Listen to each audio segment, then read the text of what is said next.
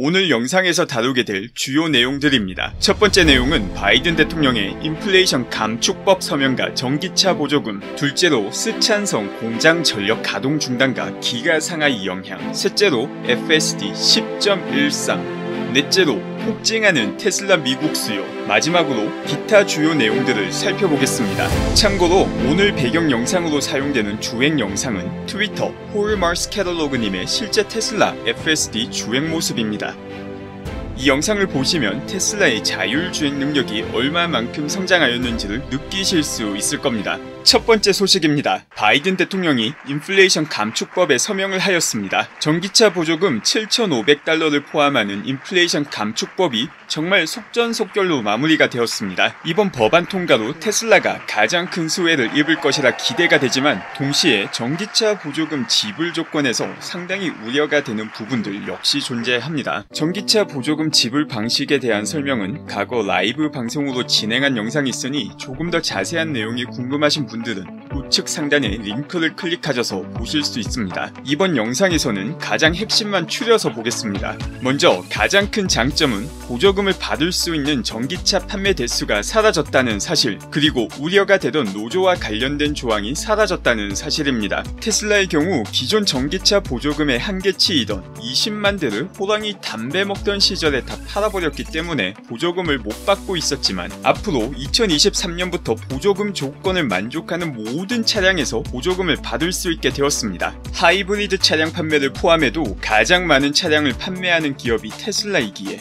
이 보조금으로 가장 큰 혜택을 받는 것도 테슬라가 되게 됩니다. 우려되는 점은 크게 두 가지가 있습니다. 이번 법안의 7,500달러 보조금은 크게 두 가지 파트로 나뉘어져서 각 파트별 조건을 만족 시 3,750달러의 보조금을 받게 됩니다. 그중 핵심 강물 조건에서는 배터리에 사용되는 강물의 일정 비율을 미국 혹은 미국과 FTA를 체결한 국가에서 구입해야지 보조금을 받을 수 있게 됩니다. 이 비율은 2023년은 40%, 2024년은 50%, 이렇게 10%씩 증가해서 2027년은 80%가 요구 비율이 됩니다. 문제는 전기차의 수요와 공급이 폭증하고 있는 상황이기에 보조금에서 요구하는 제한된 시장에서 그만큼 원자재 생산 능력을 키울 수 있냐는 의문입니다. 여기에 더 큰 문제점은 앞서 설명드린 일정 비율이 전체 배터리에서 사용되는 핵심 강물의 비율이기에 배터리의 사이즈가 작으면 작을수록 보조금 요구 조건을 만족하기가 쉬워집니다. 그런데 이 법에서는 무게가 14,000파운드, 약 6,350kg 이하의 무게를 가진 차량의 경우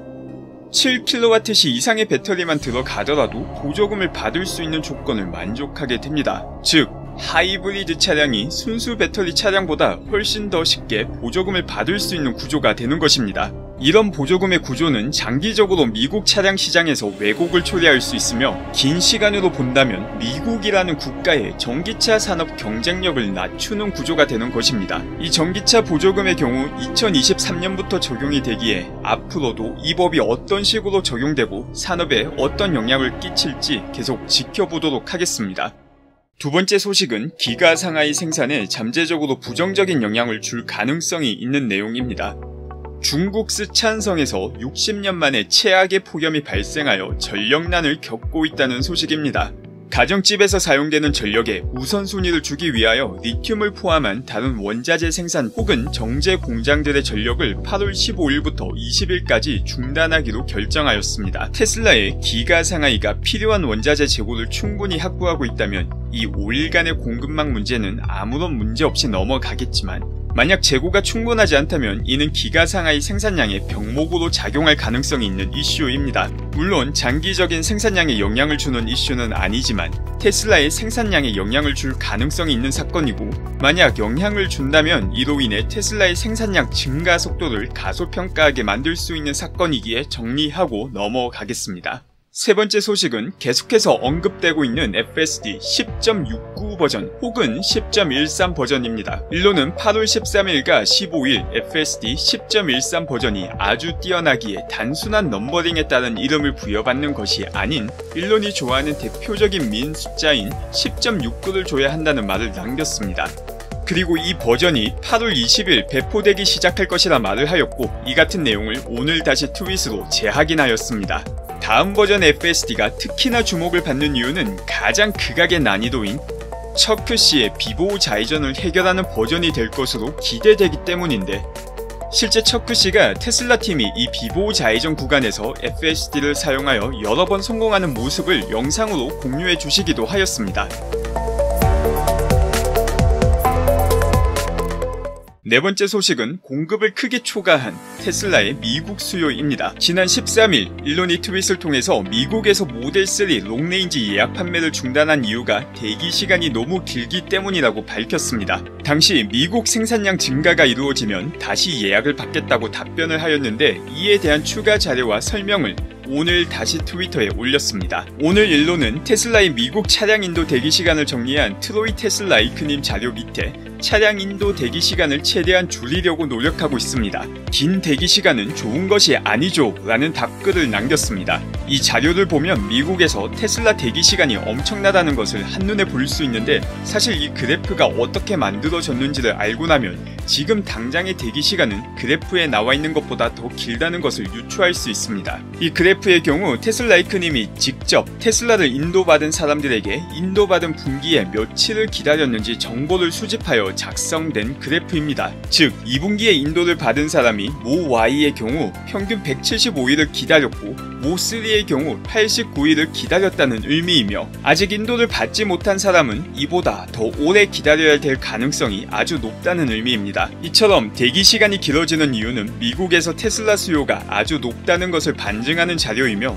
동시에 공급량 증가 속도보다 수요의 증가 속도가 훨씬 빠르다는 의미입니다. 테슬라의 실적은 높은 수요를 계속해서 밑바탕에 깔고 가며 이 수요를 충족시키는 생산량에 의해 결정됩니다. 미국의 생산량 같은 경우는 중국처럼 월 단위로 발표가 되고 있지 않기에 확실한 데이터를 구할 수는 없지만, 올해 기가 텍사스 램핑 속도와 내년 4680의 성공 여부는 단기적으로 테슬라 실적에 직접적으로 영향을 주는 요인이 되기에 매 분기 관심을 가지고 살펴봐야 되는 내용입니다. 마지막으로 다른 주요 내용들을 빠르게 살펴보겠습니다.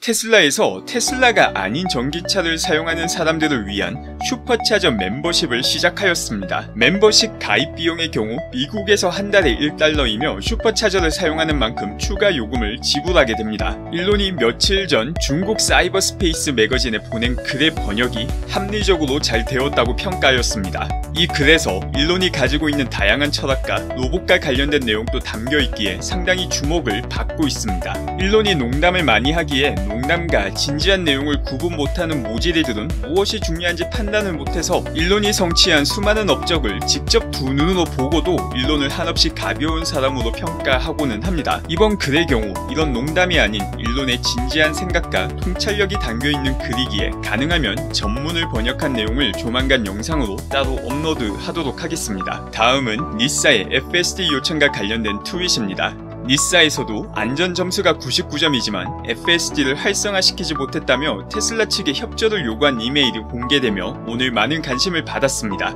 이 트윗에 일론이 웃는 모습과 함께 FSD를 활성화시켜주겠다는 답글을 달았습니다. 다만 이 이메일의 경우 실제 발송 시간이 올해 1월이라는 점을 고려하면 벌써 니사에서도 FSD를 승인받아 사용하고 있을 가능성이 아주 높습니다. 아마 오늘 일론이 기분이 좋아서 많은 트윗과 농담을 남긴 게 아닌가 생각이 됩니다. 마지막 내용은 아무래도 많은 분들이 관심을 가지기 좋은 내용인 일론이 맨체스터 유나이티드를 인수하겠다는 내용의 트윗입니다. 일론이 과거 트위터를 인수하겠다는 계획을 밝혔을 때 맨유 팬들이 일론에게 맨유도 인수해달라는 요청을 하였는데, 여기에 대한 일론식 장난스러운 응답일 가능성이 아주 높은 트윗입니다. 일론의 장난이 때로는 현실로 일어나기에 많은 분들이 혹시나 하는 생각을 가지고 계시고, 저도 그 혹시나의 가능성을 완전히 배제할 수는 없다고 생각하지만 99% 이상의 확률로 즐거움을 위한 일론식 농담이라고 생각됩니다. 이 내용을 가지고 수없이 많은 가십들이 생겨날 것이 보지 않아도 눈에 훤하지만 테슬라 장기 투자자분들 그리고 테슬라의 가치를 기준으로 투자하는 분들에게는 직접적인 영향을 주지 않는 내용이라고 판단됩니다. 제가 영상을 편집하는 동안 일론이 새로운 트윗을 올렸는데 맨유를 인수하겠다는 것은 농담이라고 명백하게 밝혔습니다. 오늘도 찾아주신 시청자분들께 감사드리며 즐거운 하루가 되시길 바랍니다. 감사합니다.